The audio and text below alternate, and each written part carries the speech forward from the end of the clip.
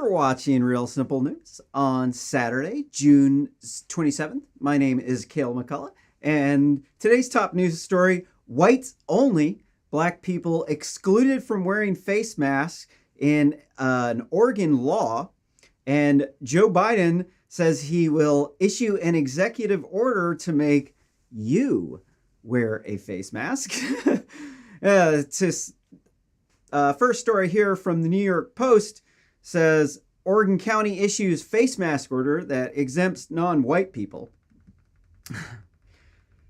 Lincoln County, Oregon has exempted non-white people from an order requiring face coverings be worn in public to prevent racial profiling.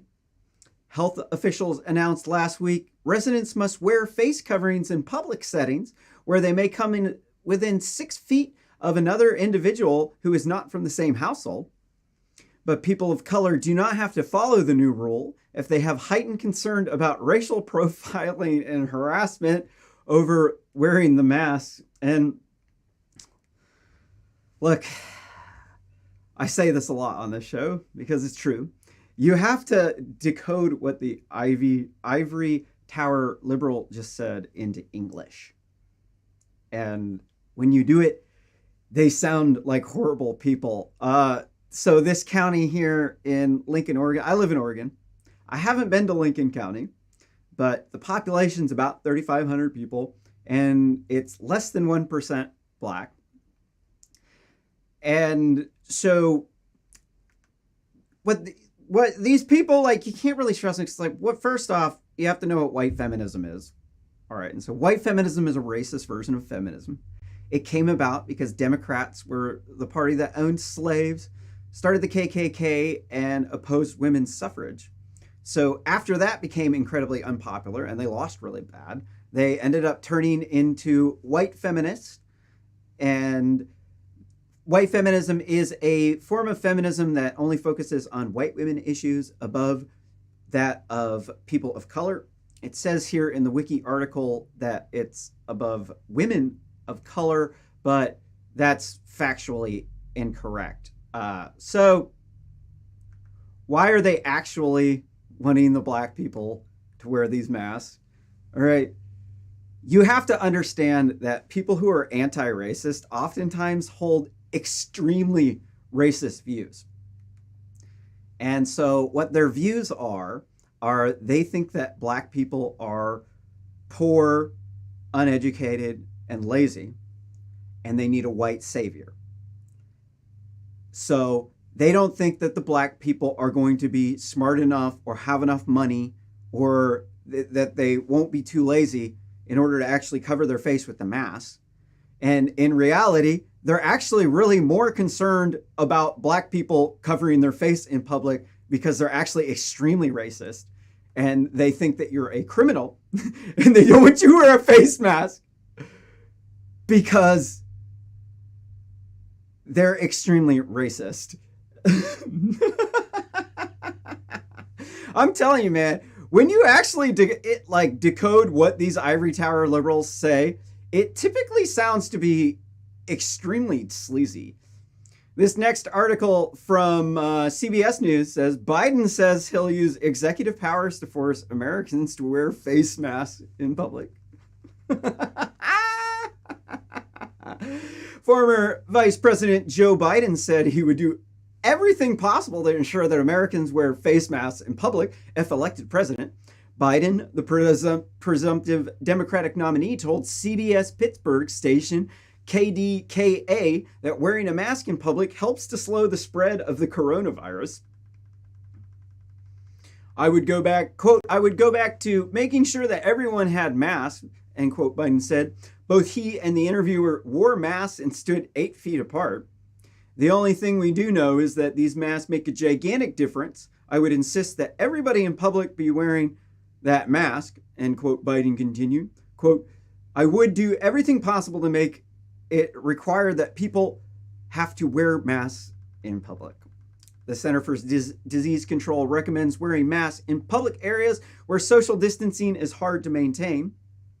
On its website, the CD says that quote, cloth masks may slow the spread of the virus and help people who may have the virus and do not know from transmitting it to others, end quote.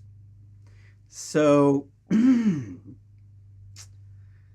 let's fact check them on that.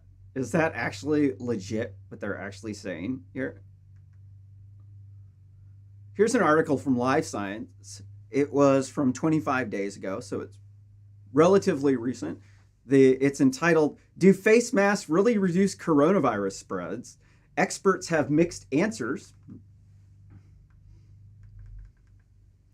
For the first time, the CDC has recommended that even seemingly healthy people wear masks over their mouth and nose when venturing out of their homes into places where it's difficult to maintain distance from other people. But there's still a major debate over how much masks, particularly homemade fabric masks, that the CDC recommends for the public can slow the spread of SARS-CoV-2, the virus that causes COVID-19.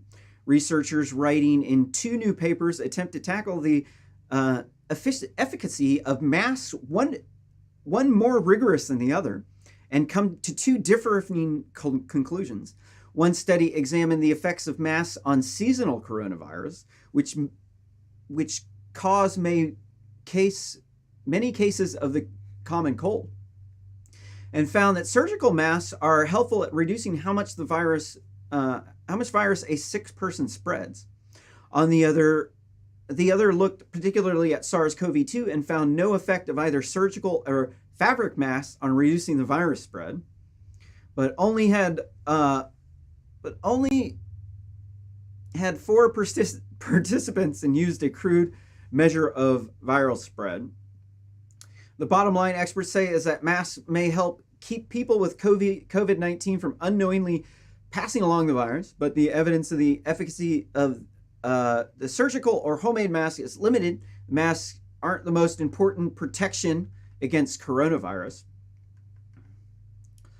So what they're saying here in this article, because it's quite long, is that the masks, best case scenario, they could filter out 85% of the particulates. So the one study that they cited that only had 4 people in it, it is still relevant, even though there's only 4 people in the study, because it showed you, even with 4 people, that those numbers don't quite add up.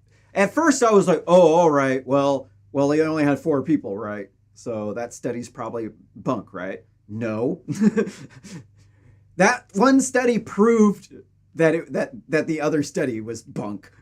So there's no real actual evidence that wearing face masks in public actually do prevent you from dying from COVID, because let's be real, that's actually what you're trying to do, is trying to prevent yourself from dying and your family members. And so the number one best way that you can prevent yourself from infecting your family is to make sure that you're not coughing all around the house, because you can wear your face mask out in public all you want to make yourself feel better. But if you're at your house and you have there's like an older person around that might be susceptible to COVID, when you cough, it's gonna like make all these air particulates in your house all over the place. So it doesn't really matter that much. So if you're sick, you should not go outside. I know this sounds crazy, right?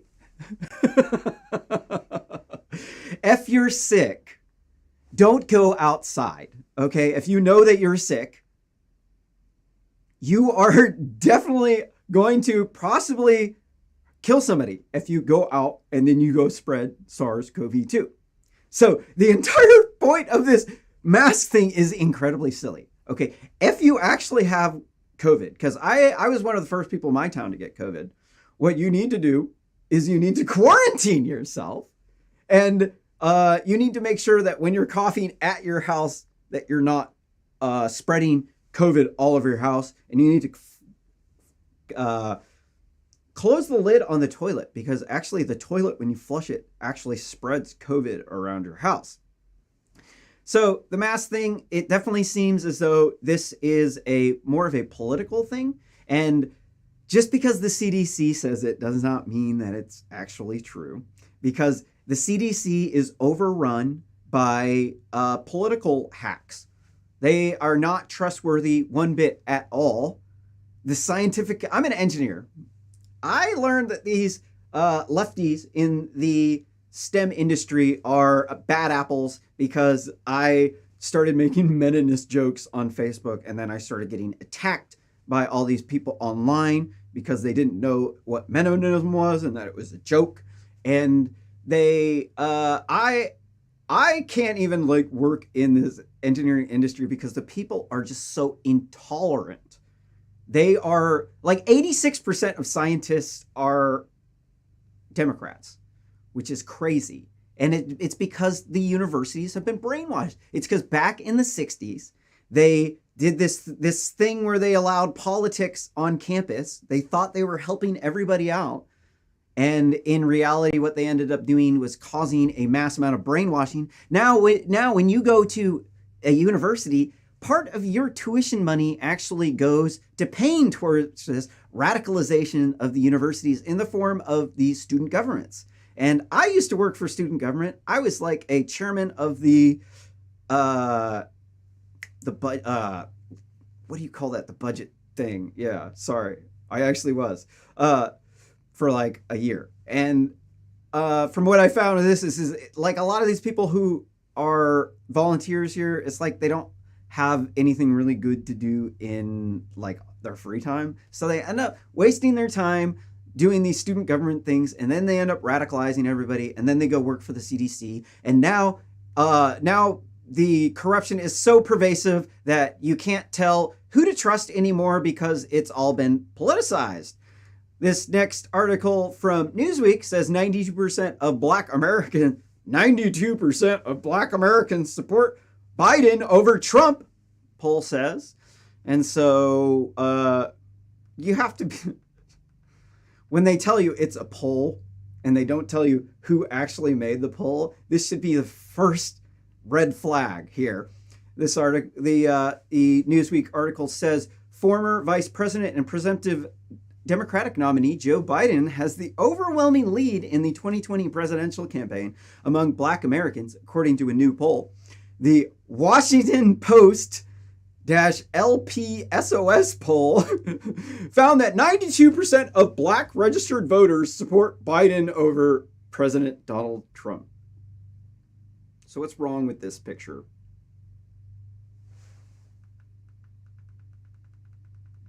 I'm going to let you look at it. What's wrong with it? I don't put Newsweek up here because it's a good source. I put these news sources up here because they're mostly fake. And what you'll see, what's missing? Oh, what's that? What's that poll? So if you didn't catch it, what's missing is how many people they surveyed and who they were. You're like, okay, so 92% of Black people. So what, you like surveyed Black people? How exactly do you go about this? On the phone? On your website? All right, well, I looked it up. Let's see what this 92% here is. It's the study was done. The study was done June 9th to 14th in 2020. And so basically the Washington Post IPSOS poll is something they do on their website. I can't even make this shit up, dude. So they had 1,052 people up on their website click on that they would support Biden over Trump. Whenever they start to do this stuff, it actually tricks everybody else into thinking that everybody actually does support them. But the reality of the situation is that these polls are not legit in any way, shape, or form. These polls are very much so crafted to deceive you. And in fact, they do a lot of these polls, and you don't hear about most of them because the answers would prove the opposite of what they want you to think. So what they do is they do enough polls until they can get the results that they want, and then they just publicize those, right? Statistically speaking, if you do enough polls with limited sample sizes, you can prove absolutely anything that you want. because all you have to do is just get a small crowd of people on your website that read a certain news articles during that period of time, and then you then have therefore completely given yourself a garbage poll that is completely meaningless. But these people do this stuff all the time. When I started this show, I actually thought these news sources were actually legitimate. I was doing this news show for fun. And then after doing this show for X number of months, you slowly start to see the patterns in their deception. And the way that they're doing it is they're trying to sell you ads. They're trying to sell you what you want to hear, what you want to feel. And they're doing it all in a very, very, very, very deceptive way. And they're called ivory tower liberals. I think they're the most horrible people in the world. So where do these people that they're polling live at? So this is a map of Democrat versus Republican voters and where they live. And what you'll see from this map is that the vast majority of Democrats live in big cities. So if you're going to brainwash people, you have to do it, you have to take into account the density of the populations and because you don't want to go brainwash the country because there's not enough people out there to actually spread your brainwashing propaganda. They're only in the cities. So where do most Black people live, right? They live in the cities. And so who are they? Here are this is a Pew Research article from January 17th, 2020. It says liberals make up the largest share of Democratic voters, but their growth has slowed in recent years. Oops. Dang it. Oopsies. Wrong one. Sorry. Hey, I didn't mess it up though. Cool, right?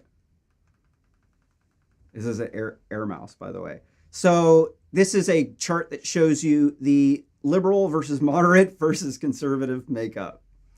And so the way, these news organizations are incredibly deceptive in the way that they market. So they're 92% of Black people are just going to vote for Biden, right?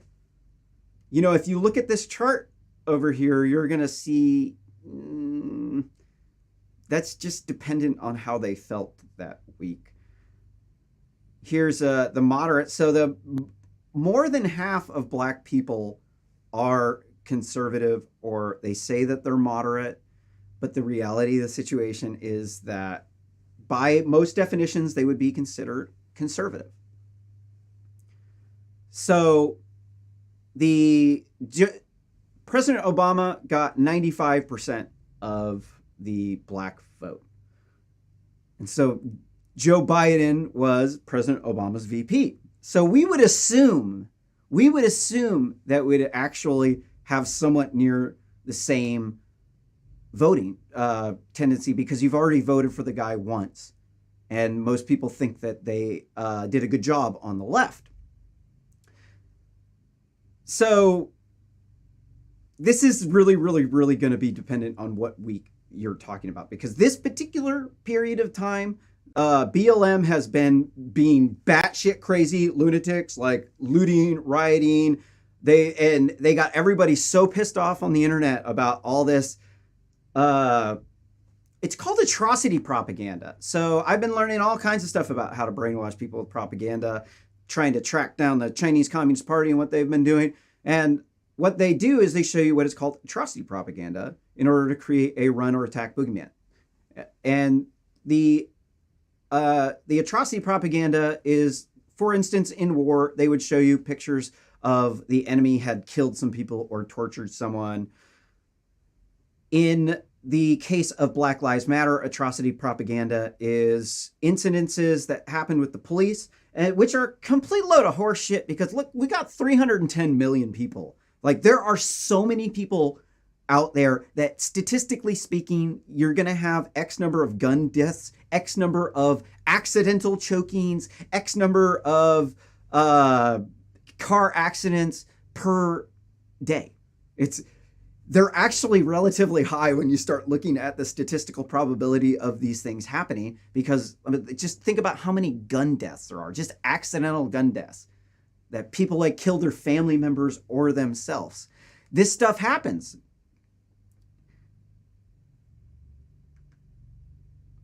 So this next article here, this was from Pew again. This one is from November 9th, 2018. Key takeaways about Latino voters in the 2018 midterm elections, which was the last midterm election. And so the demographics show you that the majority of Democrats are composed of minority groups. Well, I don't know actually if I could say that's minority group. So a good chunk of them, like most black people are Democrats, most Asians voted Democrat. So they aren't actually Democrats, because we just showed with that previous chart that that's not true, that they're not liberal, they're moderate, or they're conservative. And depending on whether or not they view the candidate as racist, they're going to either vote for a Republican or a Democrat. So what does that mean? That means the Democrats are trying to paint the Republicans as racist because they're trying to target this demographic,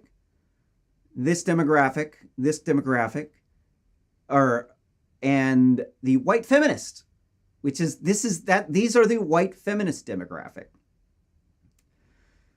So when you actually look at the populations of the cities, there's actually somewhat approximately even amount of white people, Latinos, and black people in these cities. Not exactly, it's within 6 or 7%.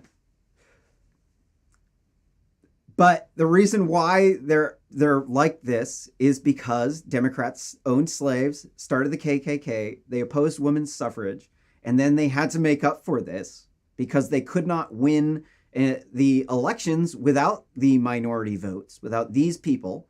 So this is why they switched to the policies that they did, was that they have to blame the other side for the stuff that they did in order to win the election.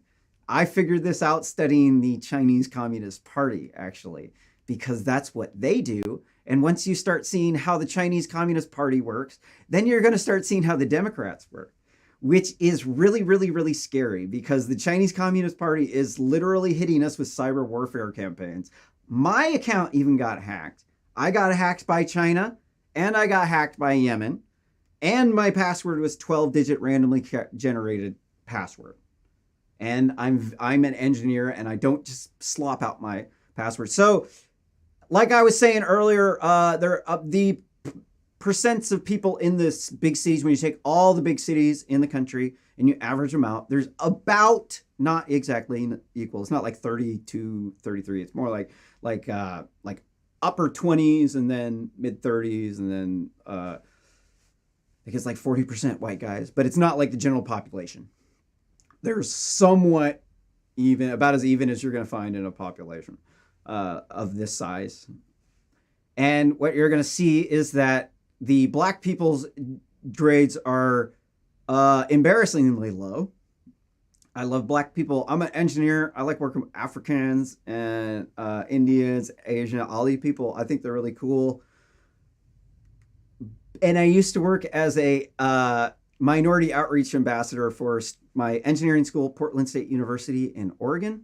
And they told us specifically when we were looking for minorities that we were looking for Latinos, Asians, and women, because the black people didn't have good enough grades. I did not think too much about it at the time, but looking back upon it, that was extremely racist. So when these people tell you they're hiring minorities, what they're doing is they're hiring their target customers. And what you have to understand is that women control 85% of consumer spending. We cover this one here on the show a lot because it's crazy. Women actually literally control almost 2/3 of the wealth in the United States. They actually control 85% of consumer spending in the United States. They purchase 92% of vacations, 91% of homes. They have 89% of bank accounts. They buy 93% of food. You know, any single women that would like to engage in that relationship? I'm single. So what they're trying to do is they're trying to, the white feminists are out there protesting with Black Lives Matter because it's the equality movement. And so what that means is that they're going to get more pay because they think that they're underpaid. And that's why they're out protesting. The white feminists are out protesting with the black people because this police brutality stuff only happens in like really violent neighborhoods with gangs in the cities where Democrats are. And so the white feminists, they don't have any sort of reason to actually be out there protesting this stuff other than they rise up the social hierarchy and the white man rises down the social hierarchy. And the more they convince the women that they're underpaid, the more they're going to go to their boss and get a raise so that they can go spend more money on the buying products that are getting sold to them on Facebook through these targeted marketing campaigns that the Chinese Communist Party has CCPC controlled companies that are sending you CCP propaganda through Facebook. And they're profiting all kinds of money off of it. And they are the ones that are propping up this Black Lives Matter bullshit. So this next article from Newsweek says, BLM leader, will burn the system down if U.S. won't give us what we want. And this was, I think, the guy who declared war on the cops.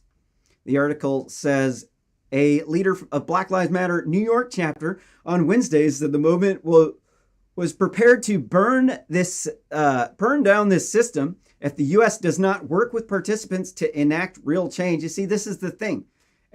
Anytime Republican or the Democrats lose an election, now Black Lives Matter is going to be out rioting and looting, burning your city down, burning the hood down that the low-income people in the city require in order to rise up out of poverty. Now we have to deal with this rioting and looting and murder of police officers and targeting of white-owned businesses every 4 years. Every 4 years, every single time they lose, you're just... Last time, we didn't hear about shit about Black Lives Matter for like 4 years. And the last time was in the summer of 2016. And it's summer of 2020. The Democrats are pushing all this shit, dude. All these Floyd riots are the fault of the Democrats. The article continues to read, quote, if this country doesn't give us what we want, then we'll burn this system down and replace it, said Hawk Newsom, chairman of Black Lives Matter of Greater New York, in an interview with Fox. I could be speaking figuratively. I could be speaking literally. It's a matter of interpretation. So he is speaking literally. He's saying, don't arrest me when I say this. I'm not trying to violate your rules, but we are going to engage in violence and we're going to come target you. We're going to beat you up if you say all lives matter. We'll come target you because to them, all lives don't matter. And I personally think that we would not have wars if all lives matter. There would not be masses of people wanting to murder pedophiles every single time they see a news article about a person having sex with a teenager. So this next article here from New York Post says, de Blasio blames Trump for controversy over BLM mural by Trump Tower. Mayor Bill de Blasio blamed the president for creating a political controversy over his owner's decision to paint Black Lives Matter in front of Trump Tower while begging the federal government to rescue the city from its coronavirus-induced budget crisis. Quote, I made a decision to honor black people of this city and all of America, African Americans who built this city, by simply saying Black Lives Matter, the slogan of the riot and loot group that murders police officers and targets white-owned businesses, and putting it someplace where it would get the attention it deserves. That is not anything but respect, a show of cause for people who deserve that respect, Bill de Blasio said on CNN on Friday. So Bill de Blasio is the mayor. He could stop this mural. He wanted to see the mural up next to Trump because this entire thing is about Donald Trump. It's not about police brutality. If it was about police brutality, they would be targeting the Democrats that are in control of these cities where all the police brutality happens and all these police shootings. Let's call them homicides. But instead, because the Democrats are the ones that own slaves, started the KKK, opposed women's suffrage, and passed the 1994 crime bill that created the prison industrial complex. So if they're going to be out demonstrating against anybody, it should be the Democrats. But this is not the case. It's always been about Donald Trump and how much they hate Donald Trump. And the thing about that is Donald Trump has never been responsible for any of this police brutality. This doesn't make any sense. Okay, Donald Trump has been in office for 4 years, right? Police brutality was passed by the 1994 crime bill that created the prison industrial complex. Donald Trump doesn't have anything to do with this, dude. What this is they're trying to blame the Republicans for everything they did because that's how boogeyman propaganda works. That's how people who owned slaves, started the KKK, and opposed women's suffrage are able to then win elections, is by convincing you that it wasn't them that actually did it, and that it was the other party, and that party is the boogeyman, and you need to be afraid of the boogeyman because the boogeyman is coming to get you, else you would not be afraid of it, and you need to vote for them, buy their product, and like their post because they're attention whores. Moving on back over here to the CHOP in Seattle. This article from the Daily Mail says protesters from Seattle's CHOP confront construction workers and lie down in front of bulldozers that arrive to remove the concrete barrier surrounding the cop-free zone. So the city of Seattle is actively trying to get rid of Chaz, and they had brought in bulldozers, and here's the wingnuts here trying to stop the bulldozers because, you can't really actually stop the bulldozers, dude. I don't know exactly where these people are getting this from. These people are, they're getting paid, so they don't really mind that much. But for real, man, like these people are just trying to do their job. And like these people have caused so many problems down there. Like how many people got shot down there? 3 or 4? I think it was 4. There was conflicting stories about that last one. Here's the video.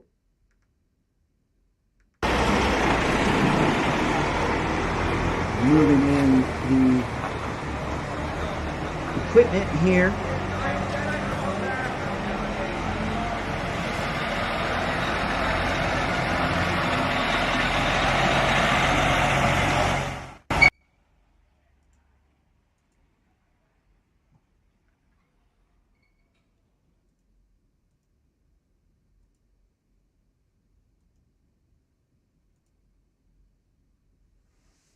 Oh, looks like hopefully we didn't lose the desktop audio. Okay, I'm sorry.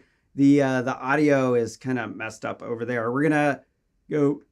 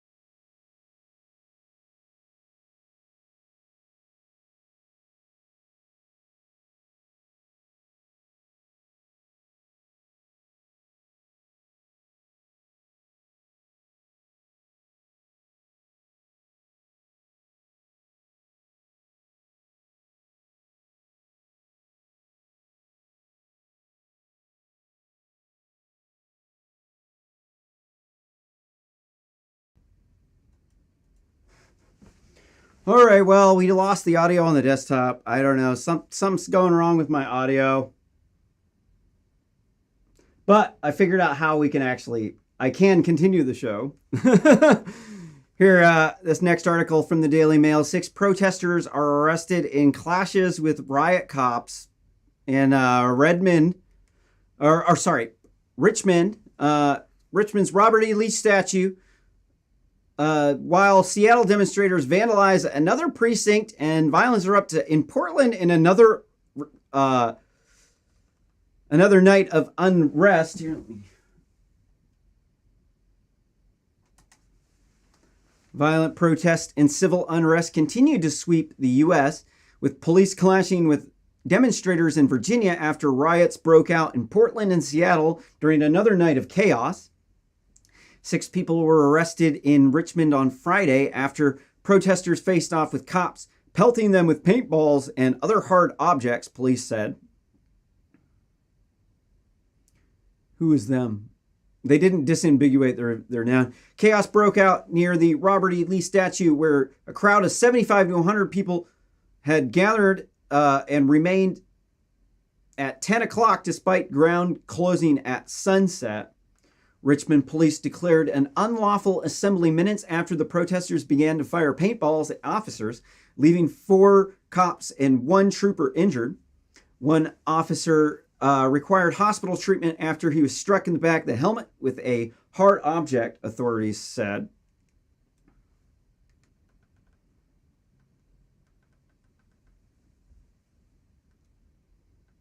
You know, I don't exactly know why they hate Robert E. Lee so much. Like, looking into it, it kind of seems like Robert E. Lee was just fighting for his country.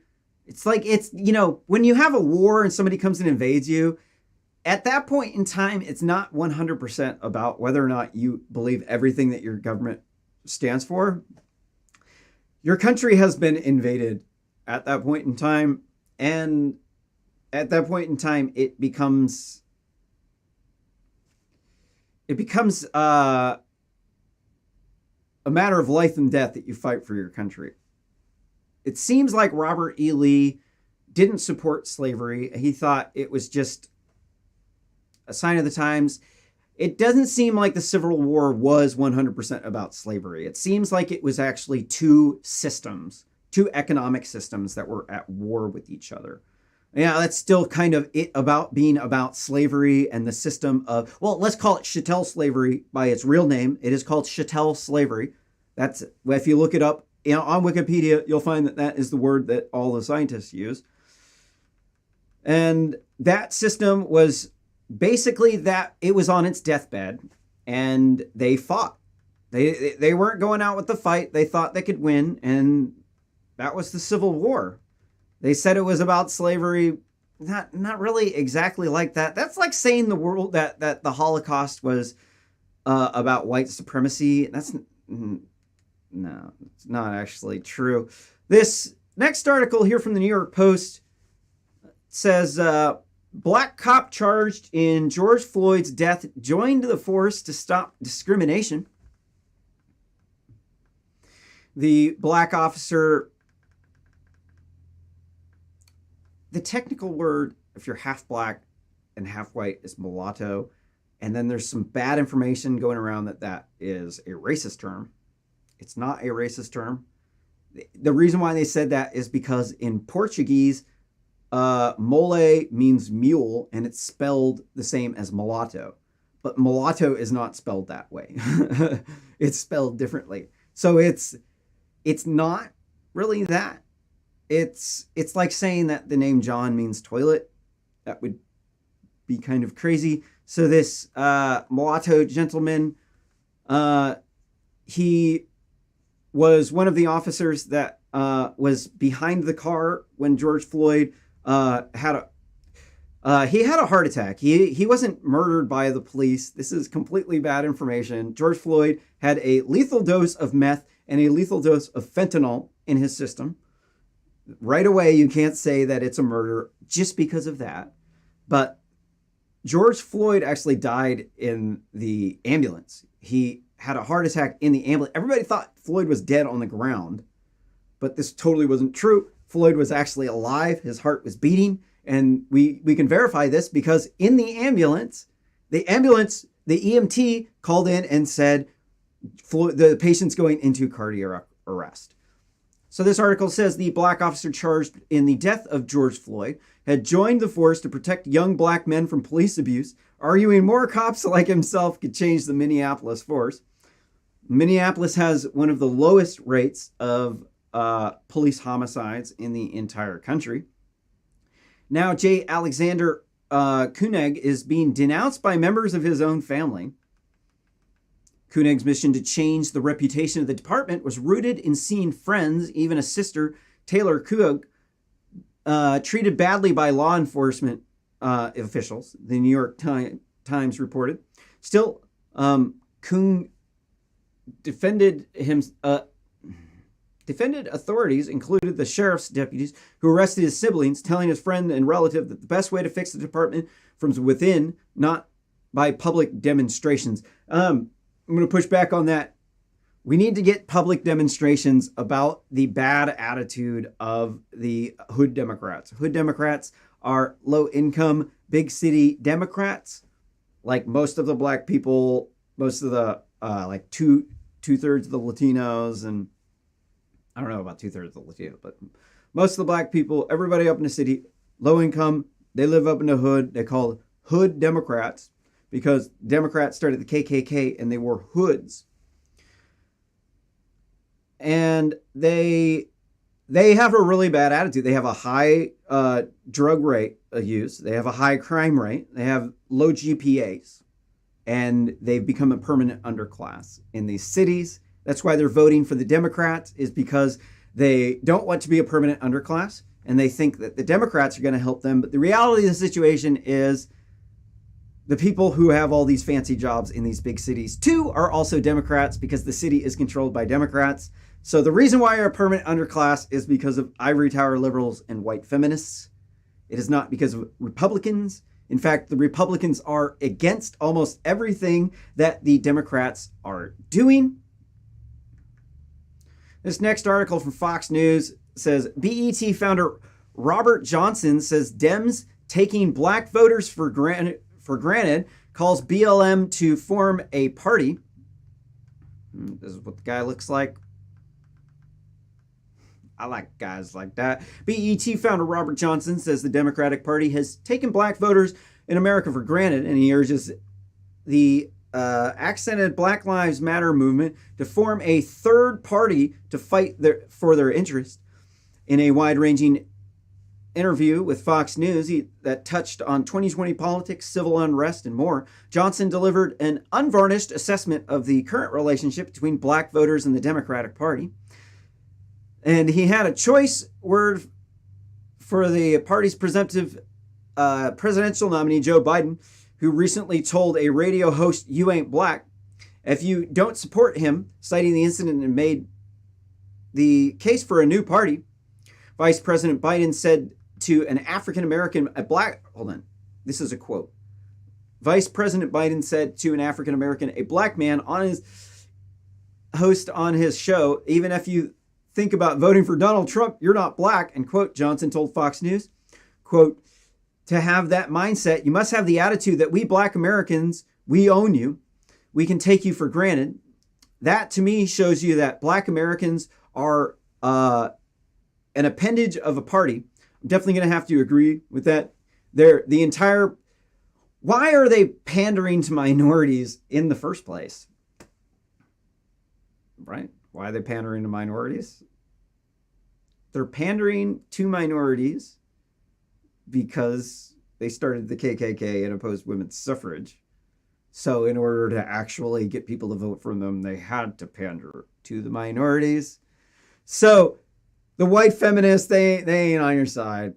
And I owe people, you on one if you think white feminists are on your side, bro. They're not. They're there for women's issues.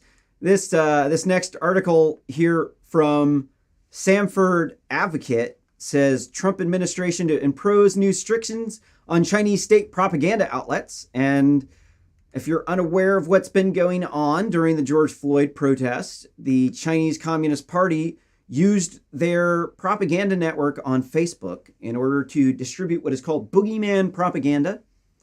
Boogeyman propaganda is propaganda intended to paint a group of people as the boogeyman.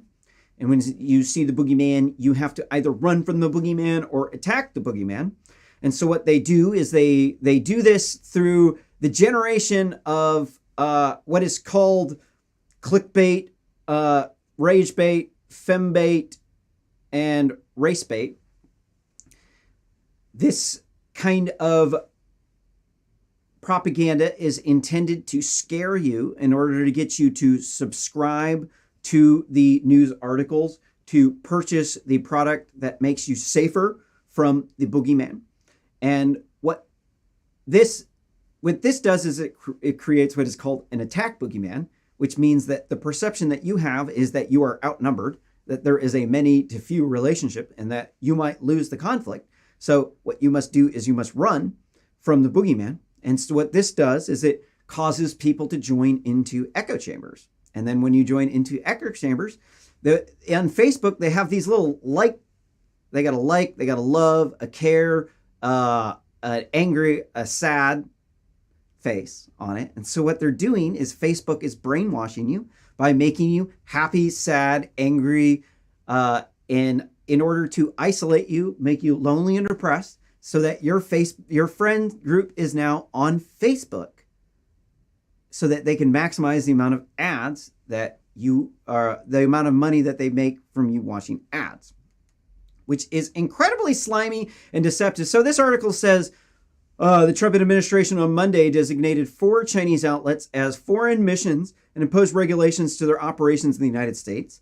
A move certain to escalate tensions as Beijing and Washington continue to spar over the novel coronavirus, Hong Kong, and media restrictions in their respective countries.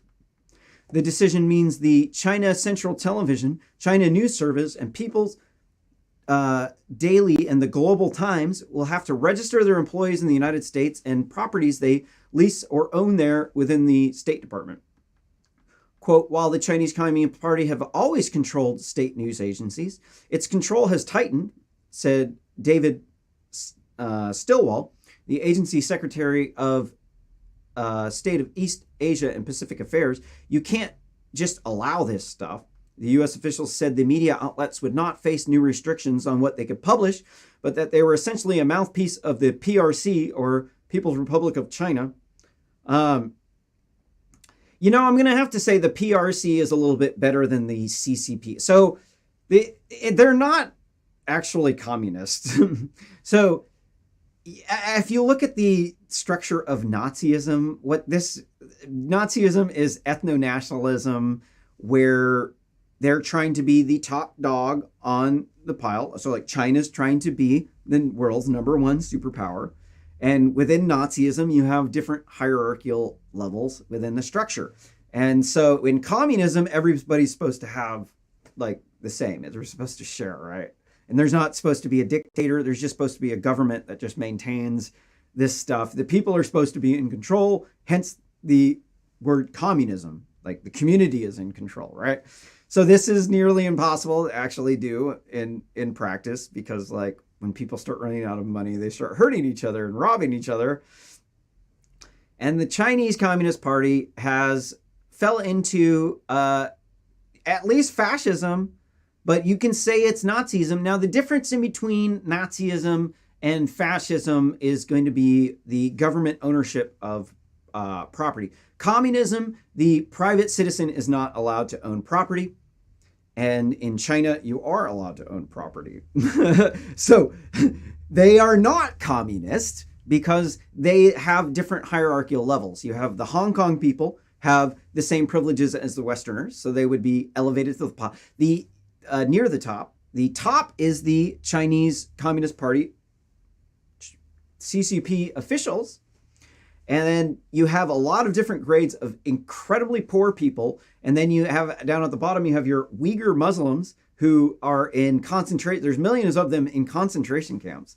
So when you actually look at the structure, it is actually textbook Nazi structure. And they have been provoking stuff that only a Nazi would do here in the United States.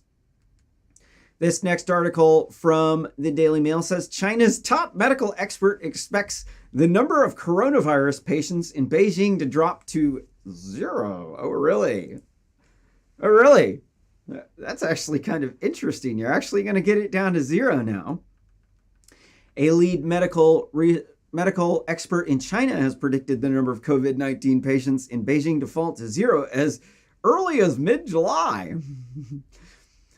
Zhang Boli, the specialist of Chinese medicine, also expected single-digit sufferers to remain in the city at the end of June. Okay, I don't know exactly how big Beijing is, but I know it's incredibly big. It's like bigger than New York.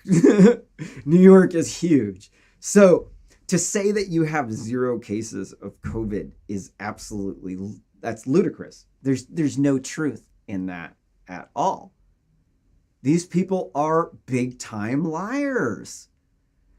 And this shows you here, this Daily Mail, this dailymail.com, this is hardcore fake news over here.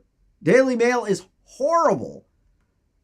And obviously, these people are either incredibly gullible idiots, or they are actually a mouthpiece for the Chinese Communist Party. Because nobody in their right mind would believe this, that you have a city of 4 million people with like single-digit COVID cases. Give me a break, dude. That's a lie.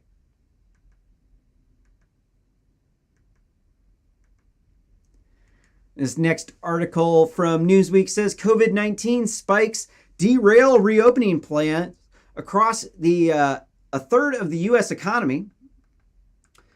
After the U.S. recorded its biggest daily spike in the new coronavirus cases since the start of the pandemic, the state governments are grappling with lockdown measures, with some governors hitting the pause button on reopening plans. Thursday saw a record of almost 40,000 new infections across the country within the United States, with the United States reopening the earliest, bearing the brunt of the increase.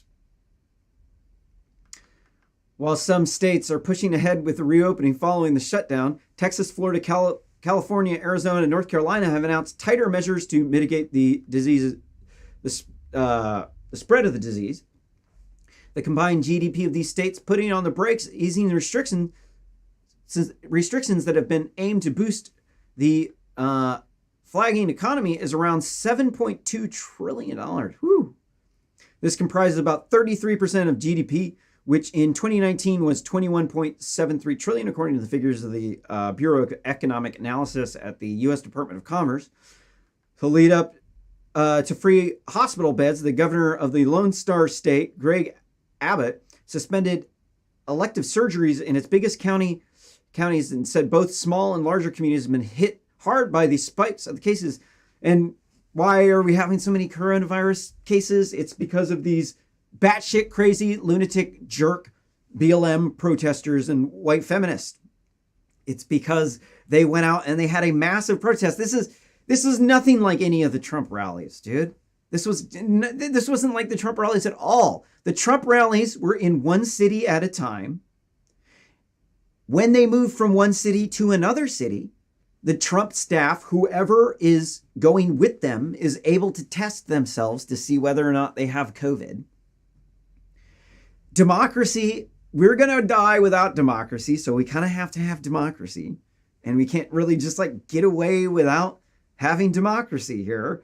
So it is actually worth the risk to our lives to engage in democracy.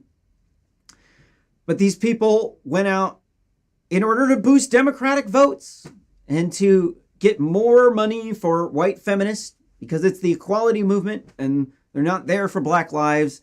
They're there to get more money for themselves because it benefits them. And how does it benefit them? It benefits them because their side is winning, because they think this is our moment. It's the 2020 election. This is how we're going to win the presidential election. And all of the things that they're protesting are almost all of them are local laws None of them have anything to do with the presidential election. None of them have anything to do with Donald Trump. It's all a bunch of ridiculous nonsense. This next article says Swedish disease experts called WHO's COVID-19 warning a total mistake.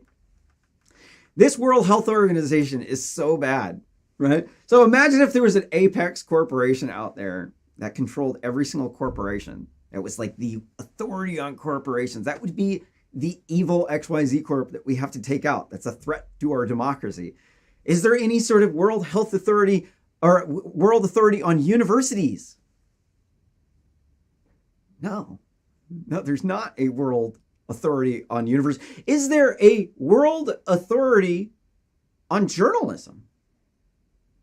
Really? Do countries put in money and have an authority of journalism so that we can know exactly who the truth is? Yeah, who's going to be in control of that one? So this World Health Organization is not a good organization. What they did here was that they said that Sweden was having a COVID outbreak. And the reason why is because they're getting their numbers from government. So this is why the WHO is bad. They're not an authority. They are so slow at everything they do. They're never, ever, ever going to be an authority. They're never, ever going to be good enough to be a reputable source because they get their information from governments.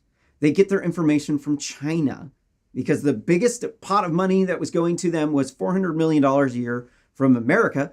But Trump put an end to that. The next highest donor was China, and they put in $40 million a year. And the WHO, the next one was like $4 million a year. I don't remember.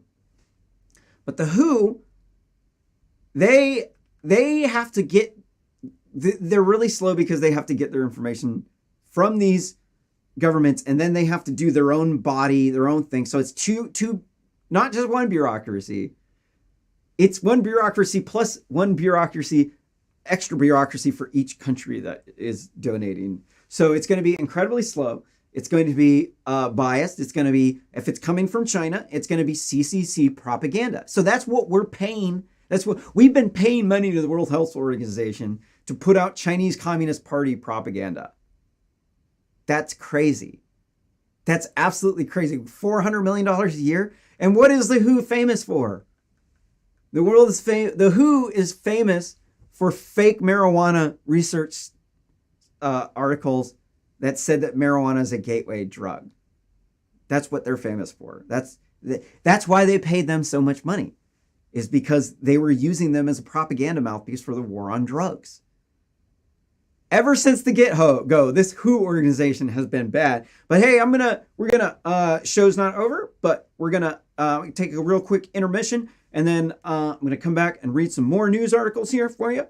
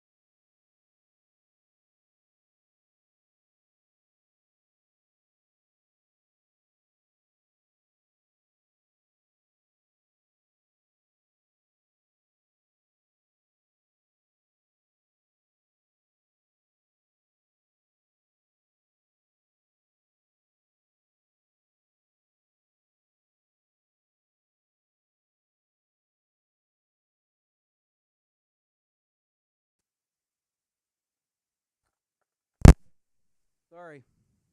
I have no idea why that is doing that. But I did figure out how I can get it to actually work, though. So, it's the best we can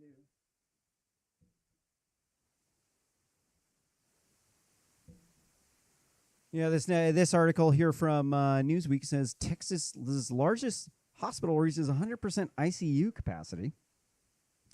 Houston, Texas Medical Center reached 100% ICU occupancy Thursday as Texas continues to cope with the surge in coronavirus cases. And if you haven't been paying attention, the ICU beds didn't hit capacity when we were at the peak. Well, apparently we weren't at the peak. We were heading downhill all until the Floyd protests happened. And the so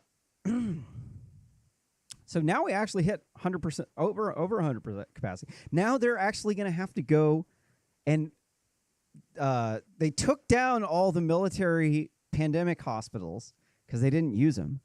They're going to have to go and set the pandemic hospitals back up because of the Floyd protests, man. That's bullshit. Absolute bullshit. This next article from New York Post shows you the Hood Democrats in their natural environment here in Washington Square Park. The article says Washington Square Park squatting, quote-unquote, Jesus strips for naked rain shower. Maybe it was his baptism. The homeless man who calls himself the Son of God, Lord, Savior, Jesus Christ, and has taken up residence in Washington Square Park's fountain, stripped naked for a cooling shower in the rain on Saturday. While stunned park goers gawked, city officials were once again looked the other way.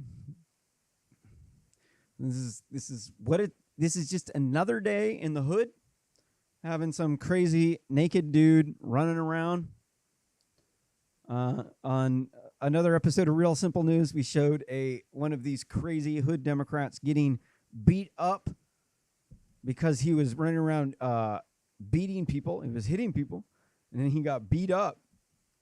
These people do this shit all the time, man. Like, the hood is crazy, dog. Like, no, these people ain't right up in the head, dude. Not at all. This next article from Newsweek's American Indians angered by Trump's July 3rd Mount Rushmore fireworks event. One tribe member said the monument in South Dakota was a symbol of quote-unquote white supremacy and racism in society today.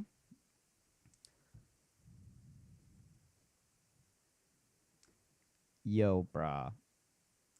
Y'all people couldn't even invent the wheel. I'm sorry, but that was hella beta, bro. If you cannot invent a wheel, bro, you have no business trying to run this country, man. I personally used to be 100% in support of the American Indians, but now I think they've been radicalized, and I don't think that you can trust them one bit at all. You can't trust them as far as you can throw them, and I don't know if you've ever tried to throw a drunk Indian, because those people have a big drinking problem. When people are actually blacked out drunk, it's incredibly hard to throw them. Like, if they're awake, it's way easier, but when they're passed out drunk, it's like dead weight. You know, these people... I do not support anybody that does not have the white man's back, bro.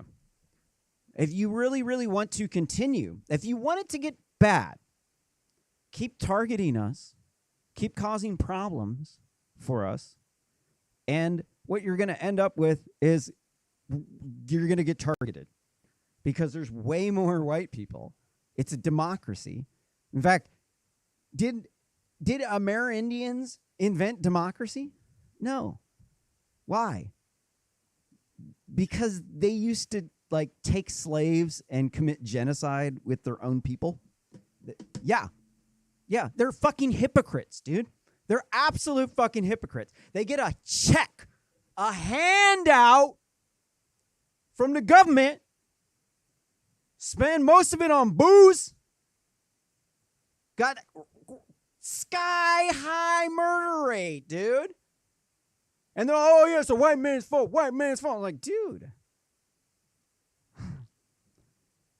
I mean, that's like saying that white people are responsible for all the police homicides, man.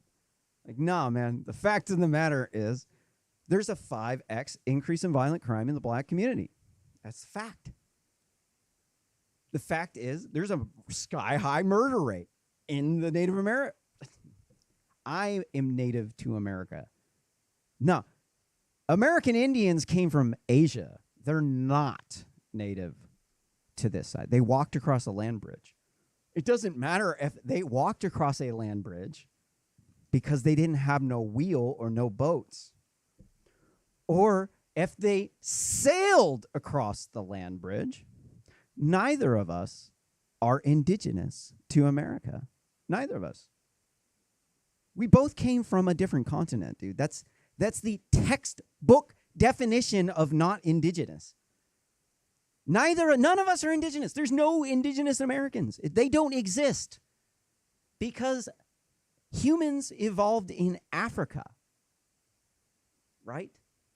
Oh, maybe Africa should be the ones that are in control of the entire world because they were here first, right? Fuck all the people that got property deeds. Who fucking cares about the people that actually own the land, that vote and pay taxes? Nope. Some American Indian tribe thinks that they control America, that they should be the ones that are going to tell you whether or not you can have a fireworks event. You can't have a fireworks event anymore now. No, you can't. You're going to piss off some drunk American Indian, dude. And what's he going to do? They're going to come burn your business down. They might kill you and your family. Well, that's what you're going to do? You're going to, like, murder police officers and, like, target my family if we don't give you 100% of everything that you want? Yeah, I got a bridge to sell you, buddy. This next article from Newsweek says, amid Facebook ad boycott, Mark Zuckerberg drops out of the world's 3 richest people. The Facebook CEO dropped out of one of the 3 richest people, or as one of the richest 3 richest people in the world this week, as social media platform founder lost $7.2 billion from a concerted advertising pullout from the company. So this is what happens when you sorry.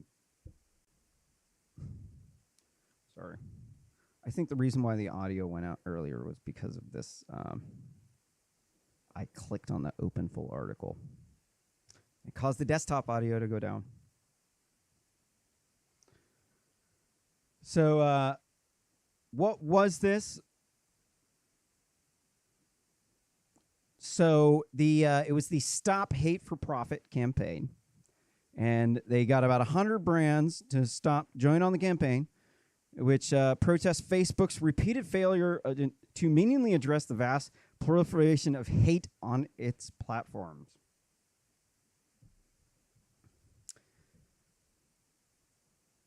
I don't look. They're actually protesting against the hate from the Democrats here. So these people are smart. They look at the money. They know who they're under a threat by. These companies are under threat. They're saying what they're trying to. They're walking a tightrope here. They don't want to offend BLM because they need the minorities to purchase their products and watch the ads. But the problem is that these groups of people are holding them hostage. The hate, there's definitely no hate from the racist people right now. Oh, well, hold on. Yeah, they're hating. They're hating way more than they were before. But the people hating are definitely the leftists. Like, it's crazy what's going on. So I'm thinking that what they're actually doing is they're actually pulling out because of the hate from the left, not like racism, because these people, they look at data. They're not dumb. They're absolutely not dumb. They're going to look at their stock price. They're going to look at the people who are buying their products, and they're going to look at what group is hating on them, because you have to look at this from the perspective of who's purchasing the products. Who is it? White feminists. Why? Because they control 85% of consumer spending. So the people, they're trying. It's never been about minorities, man. You're crazy if you think it's about minorities. It's always been about white feminism. It always has been, because women control 85% of consumer spending. And when women control 85% of consumer spending, the companies are going to bend over backwards and do absolutely anything that they say. They're going to do anything. So you gotta call these ivory tower liberals out. 'Cause like this one, I'm going to say this is innocent because they are under attack. And that's great that they pulled out. They made Mark Zuckerberg lose $7.2 billion. I mean, that's awesome. That's really cool. Can we do that to Jack Dorsey too?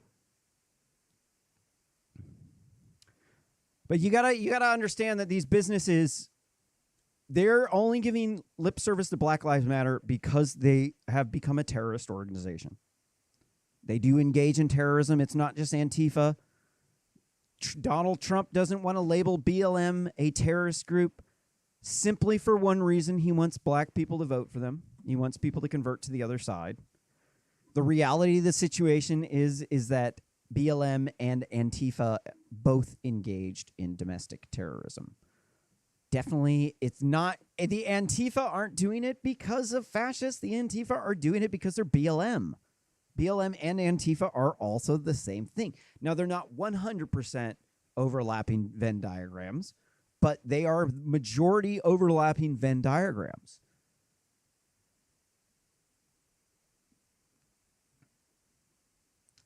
So you just have to understand, when they say there's hate on the platform, what that means is the women think there's hate and the women are complaining. It's the white feminists. It's the white feminists who are saying, I'm not going to be on Facebook anymore because there's so much hate on Facebook.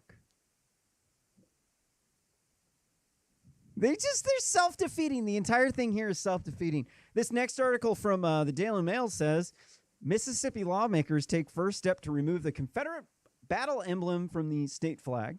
The Mississippi State House on Saturday advanced legislation to change the state flag after continued uproar over Confederate battle emblem. The bill passed in a 85-34 vote. It is kind of crazy that they actually still had that Confederate battle flag on their thing. I personally don't think it's a symbol of hate. I think the Anti-Defamation League is a horrible organization. They've been corrupted as far as it can get. They're all like, oh, anti-Semitism. Like, why was there ever anti-Semitism in the first place? Right? Why? It's because the Jews were white supremacists and they advocated for genocide. And people didn't like them because Karl Marx was a Jew, and the Jews advocated for, at that time, this is not factual, this is not happening in today's society, was the Jews used to advocate for genocide until it happened to them. And then anti-Semitism went away because the people that, like the Russian Jews that were in control of the Russian Soviet states, when it was the USSR, Stalin killed them because they killed 7 to 10 million Ukrainian Jews in the Holodomor famine in 1930. And that was 100% caused by Russian Jews, by Marxism. And then after World War II, Stalin went and killed all those Russian Jews that killed all the other people, because that's the way Stalin works. Anybody who's a threat to him, he's going to take him out, right? So that group of people that people were anti-Semitic about, they don't exist anymore. They literally got wiped off of the face of the planet, right? So there's no more reasons to have like these like Anti-Defamation League, like they're not the same group of people. The reasons why people used to hate Jews does not exist anymore. It's not like black people are still black, dude. Like people, it's still like in the Bible that you can own slaves, right? So like those reasons as to why people are racist, they still exist. There's some people that don't like Jews, but the fact is, there's some people that don't like Christians. There's some people that don't like Muslims, right? There's some people that don't like Hindus. Welcome to the real world. Is there any sort of Anti-Defamation League for Hindus or for Muslims? No, there's not. Only for the Jews. Why? Well, they're hella powerful. I mean, you do have to give it to them. They're incredibly powerful. And that's why I support Israel, is because out of everybody in the Middle East, they're like a bastion of sanity here in the Middle East. What am I talking about this for? Oh, the Anti-Defamation League was the one that said the Confederate flag was racist. And the Anti-Defamation League, they have a bunch of bizarre hate symbols. If you look through their hate symbol database, there's like 100%. 100% is 100% white, or maybe 100% effort. Let me say 12 is a symbol for the Aryan Brotherhood. 13 is a symbol for the Aryan Circle. 14, let's see, we got 18, we got 211, we got 23, we got 28, we got 311. That's a hate symbol. 38, 43. We got 5 words. That's a hate symbol. 511. That was a hate symbol. 737 is a hate symbol. Every single time you get on a 737 jet, note that is a flying hate symbol. 83 is a hate symbol. 88 is a hate symbol. 9%. All cops are bastards is a hate symbol, quote unquote. Okay, so this is ridiculous. Antifa says all cops are bastards all the time, and they're not bastards. Most cops are great people. Vast majority of cops are just great, wonderful people. The fact that they don't do drugs and party makes me like them more now. Back when I used to do drugs and party, I thought that you were not trustworthy if you didn't smoke pot. Now I think I was crazy. Anti-Antifa. This is now a hate symbol to these people. These people are crazy, dude. Like, this is absolutely lunatic. This is madness. Anti-racist is code for anti-white? It is code for anti-white, dude. Really what it is they're targeting the white male.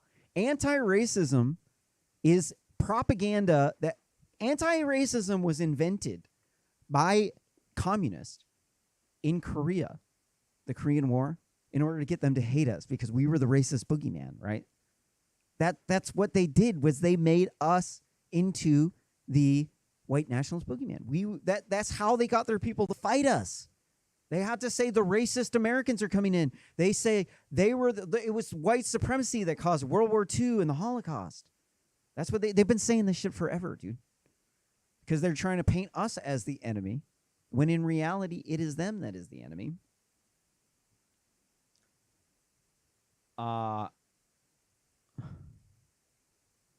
you can't trust these people. Like, I mean, the moment you start saying 311 is a hate symbol is the moment, like, we're piecing out, like, you crazy as AF. Like, you are. That is absolutely crazy. A lot of Aryan crap.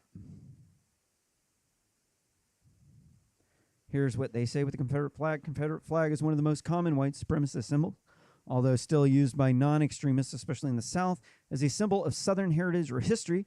A great number of people recognize it as a hate symbol.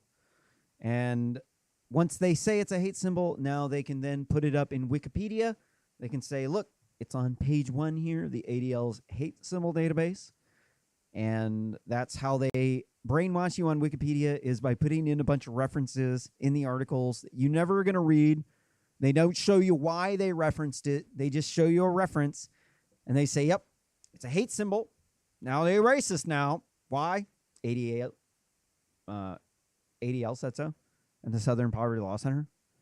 And then MSNBC and CNN then used those as a source in order to then promote said agenda. And then it became, you tell the lies enough times, then everybody then slowly starts to believe it. And then we go down the slippery slope into batshit crazy land. We're going to move on to next article here from the Daily Mail. Doctors say there's no evidence of the G-spot actually exist. I'm sorry, girls. No, he was just good with his penis. It doesn't actually exist. No. Doctors say there's no proof women have a small, supersensitive region that could create powerful orgasms when aroused. I'm personally just going to disregard this study. We're just going to pretend like the G-spot exists, and we're just going to continue to try. It's hidden. I'll find it. Right? Next article from the Daily Mail. Tennessee toddler found in cage surrounded by over 600 animals. Woo, damn. Henry County Sheriff Monte Blue identified 46-year-old TJ Brown, 42-year-old Heather Scarborough, and 82-year-old Charles Brown as the suspects. And,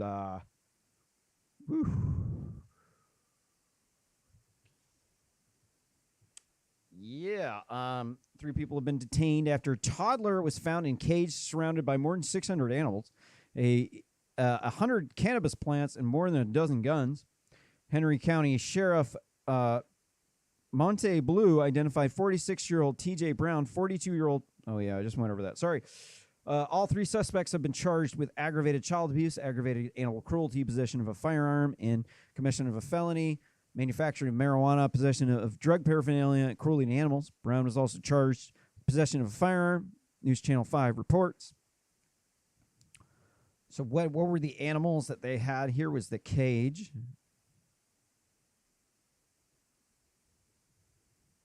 Oh, it looks really nice inside. I mean, not too much different than a crib, right? And then what is it? Wow. That's a lot of animal cages. Animals found at the home included 86 chickens and roosters, 56 dogs, 10 rabbits, 3 parakeets, 3 cats, 8 snakes, 1 pheasant, 531 rodents, 1 gecko, and 3 sugar gliders. And yes, that is a lot of animals. I would never want to have to pay the food bill on that many animals. Yeah, that would be insanely expensive. Next article from New York Post says Whole Foods workers protest over Black Lives Matter mask policy. The Whole Foods employees in Massachusetts reportedly walked out of the grocery in protest this week over company's policy prohibiting Black Lives Matter masks and gear. The management at the store's Cambridge location told employees who came in wearing the mask with Black Lives Matter written on Wednesday that they would either have to change. I'm not going to go too far into it. We already just covered this just a little while ago. These companies are being held hostage by Black Lives Matter. At first, they went with Black Lives Matter because they thought that they were going to lose these people as their customers. I think that this was actually a really, really bad idea because when you look at how much money the minority groups have compared to the women control 85% of consumer spending. The white women have most of the money.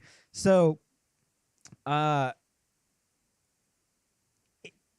gamble didn't pay off because now that the riots have happened and now there are so many people out there that hate Black Lives Matter with a passion. Now, if you want to endorse Black Lives Matter at your company, now you're going to lose even more money from a boycott. You're going to lose even more because the people now that hate Black Lives Matter now far outnumber the people that would boycott you because you're not supporting Black Lives Matter, or you're not giving Black Lives Matter everything that they want, which is reality of the situation. Is that's what it's about. It's about giving Black Lives Matter absolutely every single thing that they want.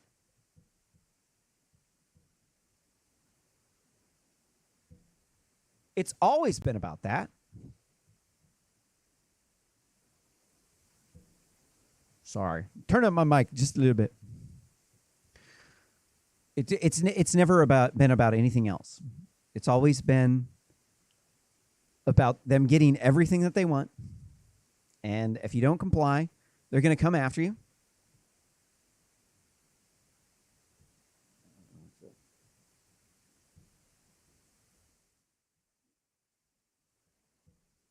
Sorry. I've had a lot of sound issues. I don't know exactly what's going on with the sound. I've messed with it for at least 24 hours straight. That's why we haven't had any shows recently. The audio just cuts out, and I have no clue what's going on. I think I have to reformat my laptop. I don't know what happened. It was a glitch on the computer. It took my Motu out. It zapped the Motu. It reset all the settings on the Motu. Next article from Newsweek says GOP candidate blames daughter's college for "do not vote for my dad" tweet. See, this is how bad these lefties are. They'll stab their own family in the back. The article says a candidate for the Michigan House of Representatives whose daughter urged people to not vote for him in a viral tweet has blamed her for going to college, or blame her going to college for the post. I also, too, blame the college because they've been radicalized from these student governments. We need to get these student governments the fuck off campus, dude. They do not serve the public. I used to work for student government, dude. I used to volunteer for Osprey. I know all about these organizations, dude. I canvassed for them to make money. I volunteered for them as a brainwashed liberal at Lane Community College in Oregon. And what they do is they're wasting their time. They want to be popular and fun in college, and they want to be the ugly feminist, because let's be real, most of these feminists are pretty skanky looking, dude. Like they looked good before they got into feminism, but the more and more they go through feminism,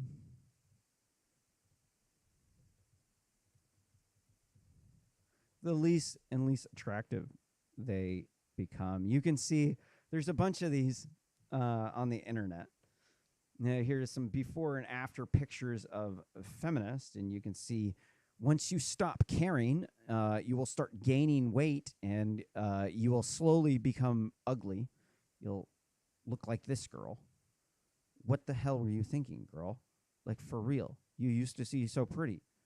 And it's just a repeating story over and over and over again, that they get into this feminist bullshit. Next thing they know, they think, oh, I don't have to actually like do the things that like people usually do to attract partners. So they do stuff like this, and they just want to get fucked on Tinder. They just want to hook up with some dude. They want to swipe right on only 15 to 20% of the top income earners on Tinder. And this is what they want to provide these people, because they're the top income earners. This is what you get, guys. You get that. You could have had her, but instead you got that.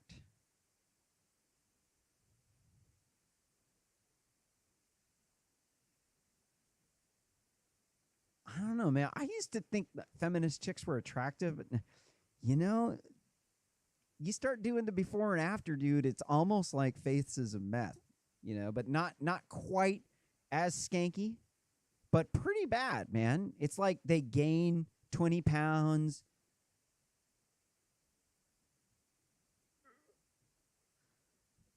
They used to look so pretty, and then they tried to be like a man, and then they became ugly. And I wouldn't tap that, dude. Like, girl, you look nasty. They're like, don't tell me what to do.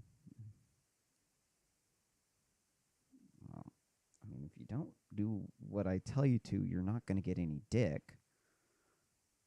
Apparently that's sexism. More like sex is me. Boy, they just look so bad after they get into this feminism shit. It's like so pretty. And then next thing you know, they look cray, they gain 20 pounds, and they've slept with most of the guys that you think are not worth being around, avoid. And then they say you're being sexist for not wanting to be with them.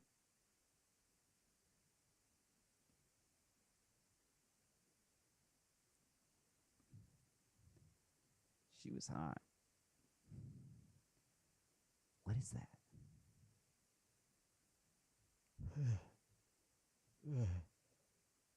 Let's move on to another story here.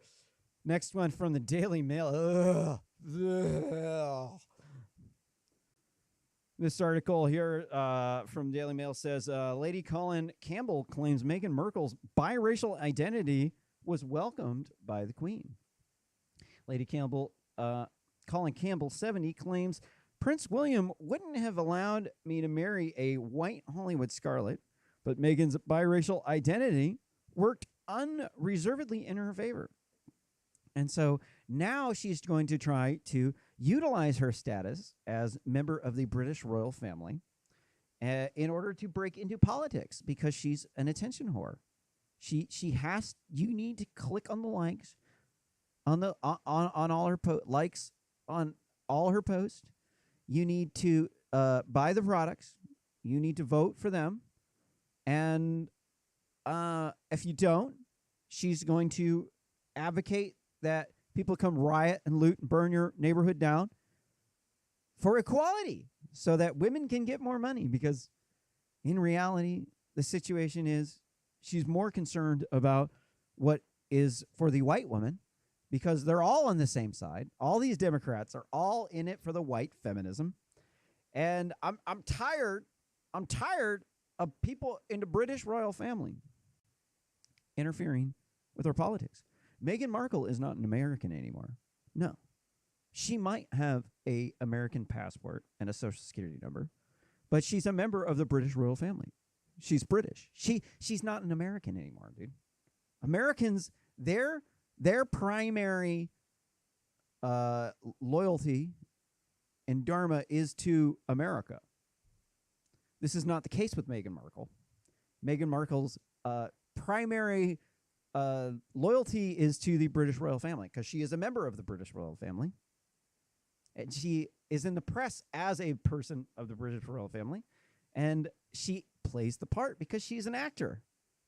Of course she's going to. She has to. She can't just be like, no, I denounce everything about this British royal family. You don't do that. That's not how it works, dude. You don't like denounce the royal family, dude. That's crazy. Typically, they'll just kill you. What's this next article here from the Daily Mail? It says, David and Victoria Beckham face months of construction near their $6 million Cotsworth home. The 100-space underground car park has been planned by an unnamed nearby businesses, according to The Sun. And I have no idea who these people are. But apparently they have a nice house. They probably have something to do with the media. And I'm not sure exactly why their house is worth so much. I think there's multiple buildings. But I personally just want to be the first to say I totally don't give a fuck. I don't care. I'm not going to say that I'm glad that it's happening, but I really could give a rat's ass less. I don't know why they think that this is news or why I would even fucking care. This next article from the Daily Mail, Idris Ebla said he experiences racism as often as he breathes.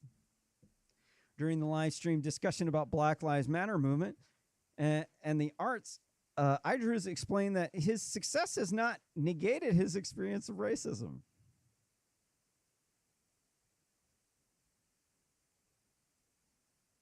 Really?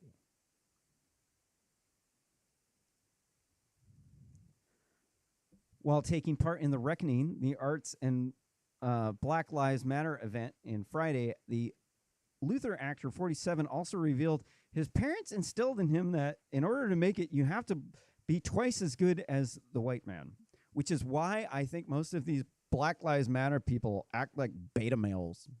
White man hunting me dead.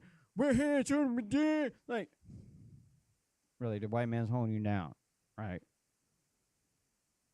Oh, you mean you're a beta? Oh, you mean you can't compete with the white man?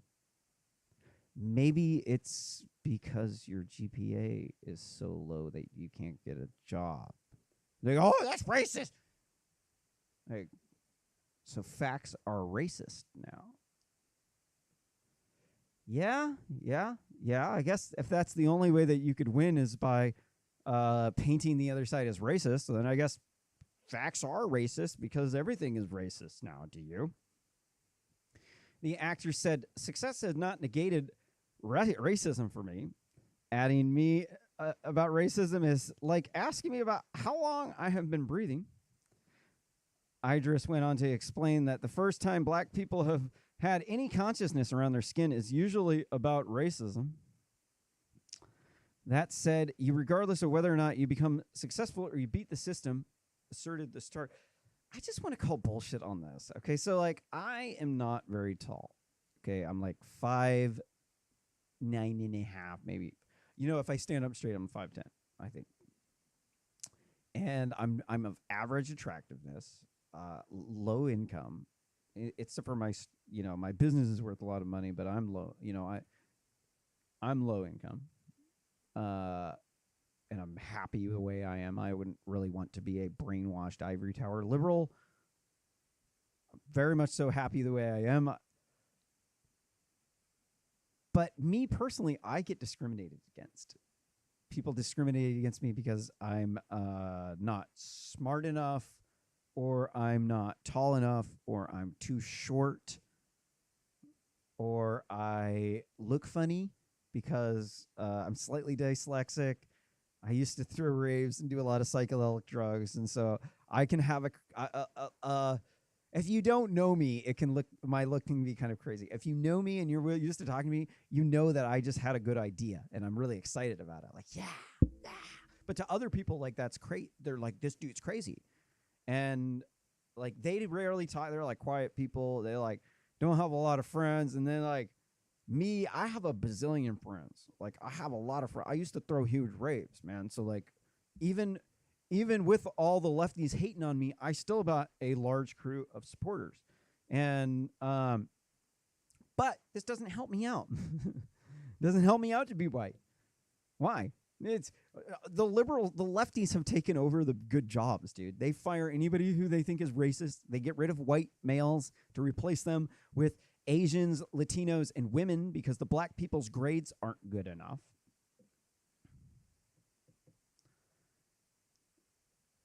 And I personally have experienced a lot of targeting because I'm an engineer and I am a conservative, and I have been harassed and targeted. I've been trolled for weeks by these people. They won't give me a job. They won't give me a job not because of my skin color. No, actually, no, it is. They won't give me a job because I'm a white male. This is why I run my own business. This is why I do the Wiki Spy and the A Startup, because it's like AI business productivity software. It interfaces with GitHub, allows you to control GitHub, and it has a bunch of cool features that I'm no longer allowed to talk about because they're worth a lot of money.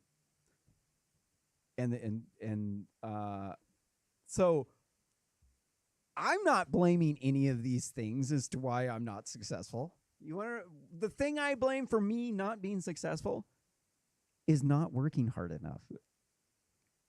None of that discrimination. Look, I've had the shit end of the stick. Anybody who knows me knows there's a lot of people hating on me because I learned feminism was bullshit after I helped start the 2016 Portland anti-Trump protests. And a lot of people, looked at me as like one of the heads of that movement. And then when I one day realized that feminists, even though I'd been a feminist my whole life, they would attack me if I criticize feminism. So I started telling meninist jokes, and then I got attacked on social media. And then after that, then the computer programming community is very small. So I had a number of prominent programmers trash my name, make it so it's hard to work in this town. And so I get discriminate, like real discrimination. Like the minority groups, they actually have people out there hiring them to bring more of them into the workplace. And this causes the racism tables to be flipped. So this dude's like, he's like, every single time I breathe is a racism, white supremacy, racist white man. Boy, this dude's fucking freaky, man. Yo, man, you might want to go see a shrink, dude, because that's kind of fucking whack. Let's move on to an article about somebody's opinion that actually matters. Oakland mayor hits back about Trump calls city hell. Hell is another 4 years of this racist. And by the person's opinion who I said matters, it would be Donald Trump's. The article says the president's statement has come as part of his response to a question response to a question interview Sean Hannity asked about the violence seen at protesters throughout the country.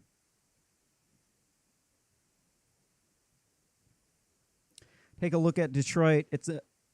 Take a look at what's happening in Oakland. Take a look at what's happening in Baltimore. Democrat-controlled cities where there's a lot of violence in the black community, like Baltimore, Detroit. I mean, you want to talk about some like dangerous cities where there's like all kinds of violent black people. Like those cities are hella like. Actually, Oakland's not as bad as it used to be, but I just don't understand these people because it's like they want to blame Trump. 4 more years of this racism. I'm just so confused. Like, what has Donald Trump done that's racist? Oh, he put kids in cages. Oh, you mean the cages that were put there by President Obama, the black president? Right. And then whenever Trump became president, what happened to those cages? They no longer exist. Right? So the black president put them in, and then President Trump then came and took that stuff out. And see, this is the thing with these people. It's Trump derangement syndrome, man. These people are on one. The president's statement came as part of his response to a question interview Sean Hannity asked about the violence seen at the protests in the country, while many demonstrations that have occurred in the last month in response to the deaths of George Floyd and others while in police custody or as a result of violence against black Americans have been peaceful. Some have been marked by looting and property destruction, with police departments and monuments or statues of controversial figures often serving as the targets. So they have not been peaceful. These protests have not been peaceful at all. They started out as riots, and they continued to be riots. Look, just because you went home to get some sleep, and then you showed up the next day without a permit for a protest, does not make it a different protest. I mean, I know this might sound crazy to you because you're crazy. But if it's a riot and you go back home and you get some sleep and then you go back and continue rioting, it's a multi-day riot. It's not a peaceful protest. No, once it turns into a riot, it's not a peaceful protest in any way, shape, or form. It is textbook a riot. And you're a liar if you say otherwise.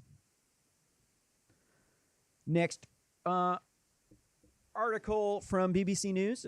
Russian hacker group Evil Corp targets U.S. workers at home.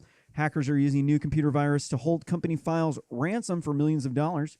My computer even got cracked by somebody on my Wi-Fi network, and I know it was on my Wi-Fi network because they hacked into an account that would have only been available, that you only would have noticed if you had looked at my address on the internet. And so that's how I know. But this was China, and they're all working together. The article says evil corpse hackers have tried to access at least 31 organization networks in order to cripple systems and demand millions of dollars in ransom. The group's 2 alleged leaders were indicted by the U.S. Department of Justice in December of 2019. There are concerns that U.S. voting systems could also be targeted. Last year, U.S. authorities filed charges against Evil Corp's alleged leaders, Maxim Ubits and Igor Turashev, accusing them of using malware to steal millions of dollars from groups, including schools and religious organizations in over 40 countries. And the way that they do this stuff is that, most people never, ever changed their router default password. So, like, a lot of these routers used to come with admin as the password for the router. So, if you want to hack somebody's Wi-Fi network, it's really easy. You use what's called a rainbow table. It's one of the easier methods of hacking. And so your Wi-Fi networks are absolute garbage for when it comes to security. The only way that you can be secure is by using a VPN. So that's the only reason why they were able to hack me. China was able to hack me. And just in case you don't believe me that China hacked me, we're going to go look.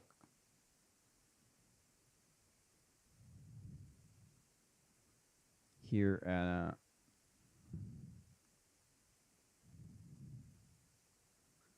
this was when it happened. It started 5/24.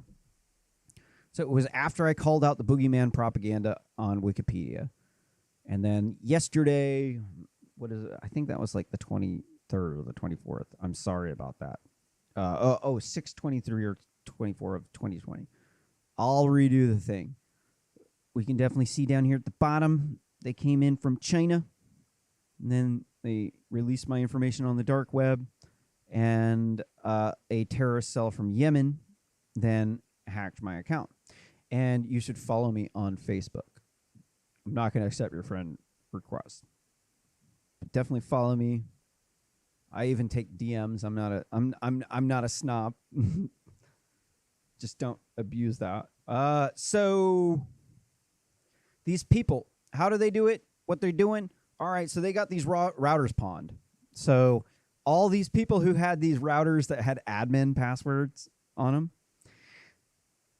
it might look like your router firmware, but trust me, it's not. If your router password is admin and you have neighbors, your account is like a Russian and Chinese botnet. What it is. Because what they did was they went into your router because it was admin. They hacked your Wi-Fi network from your neighbor's Wi-Fi. Then they got into your router, and then they installed like DDWRT on your router with a shell to make it look like the original router firmware. And every single time you reinstall your operating system or buy a new phone, it just gets cracked right away by these people. Like, they just send the packets. Like, I know exactly how their operation works. It's very sophisticated. The only thing you can do is get a VPN and just never, ever, ever use your Wi-Fi if you're not on a VPN. Or if you do use a guest network where it's like tunneling, where you're only just like, watching videos over your phone on a guest network that's not connected to your other network. That can work. It's still an attack vector. And then you have to reinstall your operating system. I would recommend you getting a new phone. I would recommend you getting a new laptop, because the processors that are in there, they have a lot of exploits. The only solution that you have is to upgrade your stuff to the newest stuff. Make sure you're not getting any Huawei equipment or Hawaii equipment. I think Hawaii and Huawei are both Chinese military, right? Don't quote me on that one. I'm taking too much time on this story here. Let's move on to another one here from the Daily Mail. Man shot with fireworks at point blank range by Baltimore crowd. A group of at least 9 men in Baltimore, Maryland were caught on camera allegedly aiming illegal fireworks at residents and laughing hysterically. Complaints over illegal fireworks have surged because now that BLM has made it popular to be a criminal, now we have a massive surge of crime behavior. And let's watch some people shooting each other with fireworks. Sorry, we don't have any audio. The audio went out.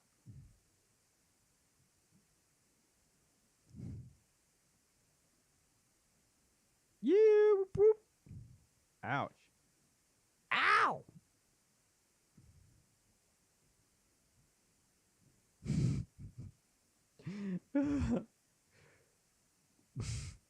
I don't know. It looks like he's in on it, man. If you ask me, he's like, oh, shit. That dude looks tough. I mean, he would have ran, right?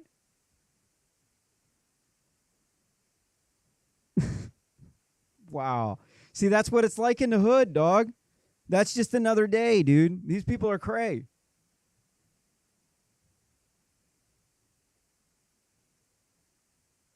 Woo!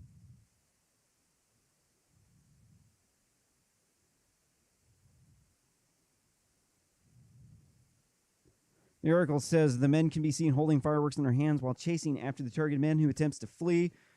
The flying pyrotechnic, he's not really trying to flee that much, honestly. I've had people attack me, and I know what fleeing is, and that guy was definitely not fleeing there. Any acknowledgement of danger is shrugged off as the men on several instances aim the fireworks at the victim at point-blank range. The targeted men escape off the roadway onto a nearby sidewalk, but the group of fireworks users follow him. They back a shirtless man against the wall and begin to let loose on several fireworks displays at once. The man repeatedly tried to block incoming projectiles with hands to no avail. Witnesses can be heard screaming as the group herds the man down the street and continues to aim fireworks. The fireworks have been seen hitting the man on the back, chest, head. Throughout the incident, the man tries to run into the road with the fireworks but one of the fireworks users grabs a red garbage can and throws it over his head. The man falls down to the ground. And the group further breaks down. See, this is why I don't listen to anything these Black Lives Matter people say. Nothing. Because this is the way that they act in the hood, where most black people live. Is they act crazy as fuck over there, dude. Like, not just a little bit crazy, but like raw. Like they got ratchets over there, bro. I just don't understand why we're letting Black Lives Matter do what they do. And I think it's because of Facebook. Honestly, I think Facebook has become a horrible scum place. I don't think that we should I don't think that we should allow these liberals to be in control. I think one of the big problems is like the moderators. Like, you got to think about the moderators. Like, what kind of person would be a moderator on most of these websites? Like, anybody with a life is going to be like, no way in hell I would do that. So a lot of people who moderate these websites, like on Facebook, like these groups that are popular, that people post in a lot, they don't have anything else to do. And most people would classify them as losers. And these are the people who are propping up this Black Lives Matter narrative, are people that you just really don't particularly want to have in control of these groups at all. They're violent. They don't care about you. They don't have the white man's back. I'm sorry, man. If you don't have my back, you're a threat to me, man. Like, you're not going to get a job. I'm going to actively try to suppress you to make sure that you don't come up. I'm going to exclude you from any sort of social events that we're at. And it's because you're a threat to me. It's because I'm just trying to live my life. I'm a peaceful gentleman. I like to do STEM all day. I like to program computers. I like to make these news shows for fun. I'm not getting any money for it. It's just a hobby because nobody else speaks for me. Other people are too cowardly to do it. I am raw as fuck. I used to fight forest fires. I'm not going to let people push me around. I'm not really small. I could fight somebody who's 250 pounds. No problem. I probably hurt him. But that's the thing, is they want to come after you. They want, if you say anything contrary to this Black Lives Matter narrative, they'll assault you. They'll jump you. So you got to watch out walking down the streets now. You can't just walk down the streets anymore as a white guy. Now you have to worry about getting jumped by Antifa and Black Lives Matter. In other words, you need to buy a gun. You need to keep it on you. It needs to be loaded. You need to have a shotgun and an assault rifle at your house, because when shit hits the fan, you're going to thank me. This next article from Daily Mail says data shows 23% of U.S. counties are seeing uncontrolled COVID growth. A color-coded data map compiled by spatial analytics company Esri showed that the U.S. is faring it shows how the U.S. is faring in terms of infections by tracking the number of COVID-19 cases on the county level. And that's all from the Floyd protest, because they didn't give a fuck about your health. And I'm going to read one more story and then I'm out. This next story from the New York Post. Topless sunbather rescues family from rip current at a nudist beach.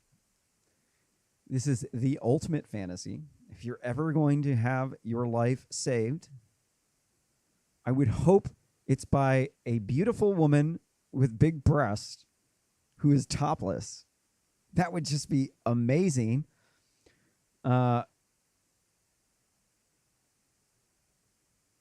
28-year-old woman was soaking up the sun at a nudist beach in the UK and let it all hang out as she saved a family from drowning while topless, according to a report.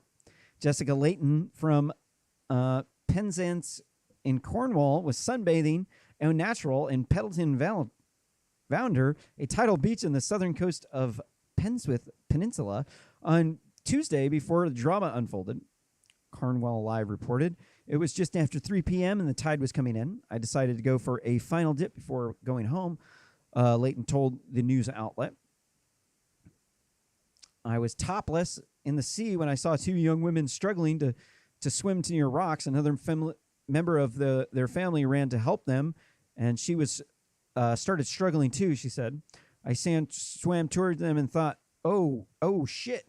As I realized how strong the rip current was, I was struggling myself, and they were panicking, which wasn't an ideal situation like that, Layton added. The two sisters and cousin were in serious trouble. Quote, I was going to have to tell them to float, which is the best thing you can do in a rip current. But they were panicking so much it couldn't have worked. They were all holding hands, so I grabbed one of their hands and pulled them all onto the beach. Layton was a performer with Cornwall's Rogue Theatre, said one of the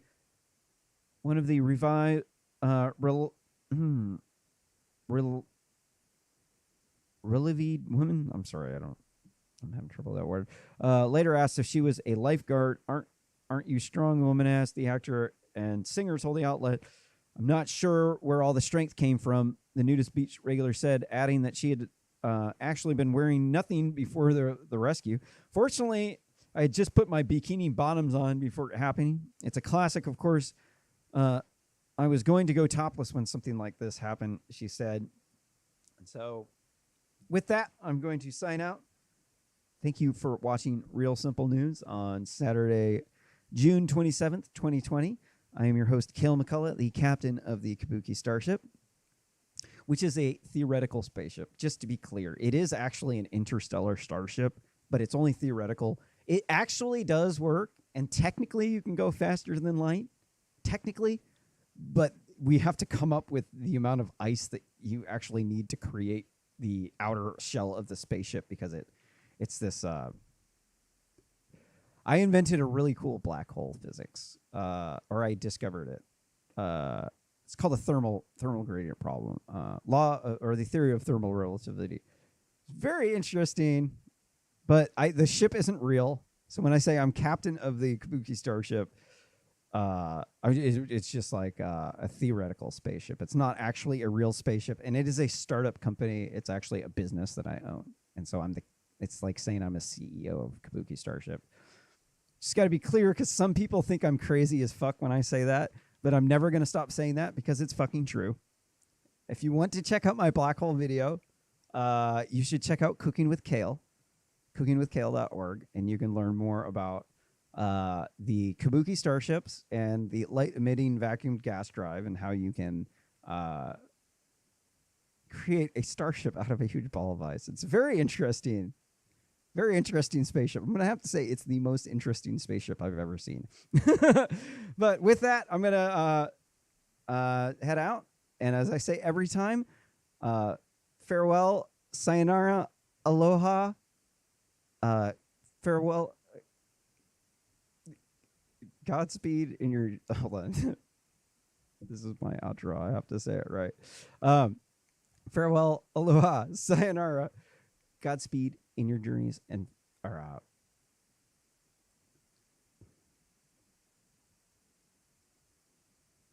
and peace be with you. Right. That one didn't go so good, right? I'm just going to sit here, actually, now. Now that I've completely fucked it up, I'm just going to sit here on camera, because what else am I going to do when I fuck up the outro that bad? I'm just kidding. Later. Thank you for